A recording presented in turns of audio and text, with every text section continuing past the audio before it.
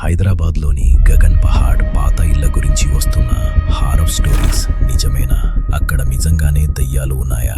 గగన్ పహాడ్ దెయ్యాల బంగ్లా హైదరాబాద్ నుండి శంషాబాద్ ఎయిర్పోర్ట్ వెళ్లే నేషనల్ హైవే NH-44 పక్కనే గగన్ పహాడ్ అనే ఏరియాలో ఈ శిథిలమైన భవనం ఉంటుంది.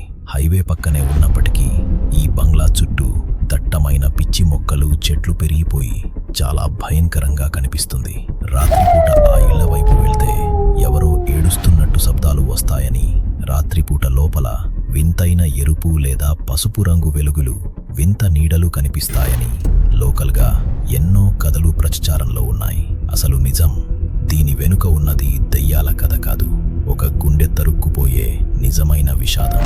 అక్టోబర్ 2020లో వచ్చిన భారీ వరదలు గగన్ పహాడ్ని ముంచెత్తాయి.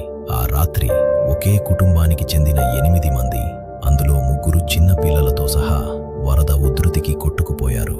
ఆ ఇళ్ళు ఇప్పటికీ అలాగే శిథిలాలుగా మిగిలిపోయాయి. ఆ వరదల్లో కూలిపోయిన ఇళ్ళు, చెల్లాచెదురైన బట్టలు, మిగిలిన శిథిలాలు ఇప్పటికీ అక్కడ అలాగే ఉన్నాయి.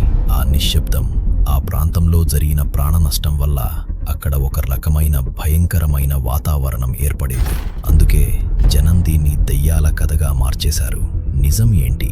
హైవేపై వెళ్లే వాహనాల లైట్లు ఆ పాత అద్దాలపై పడినప్పుడు వచ్చే రిఫ్లెక్షన్స్ వల్ల వెలుగులు ఉన్నట్లు లేదా ఎవరో ఉన్నట్లు కనిపిస్తుంది.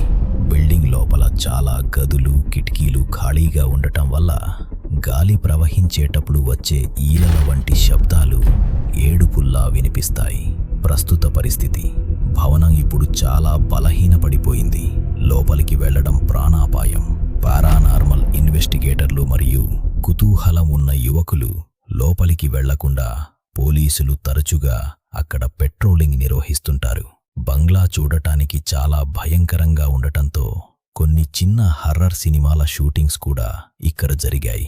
ఆ ఇంట్లో జరిగినది ఒక విషాదం, కానీ ఇంకా అక్కడ కనిపించే ఆ వెలుగులు, ఆ శబ్దాలు, అవి నిజమా లేక మన భ్రమ? మీకేమనిపించింది? కామెంట్లో చెప్పండి. ఇలాంటి నిజమైన కథల కోసం ఫియర్ ఫ్యాక్టరీ తెలుగు ఛానల్ని సబ్స్క్రైబ్ చేయండి. ఇంకా భయంకరమైన కథలు చూడాలంటే పై కార్డ్స్లో ఉన్న స్టోరీని క్లిక్ చేయండి.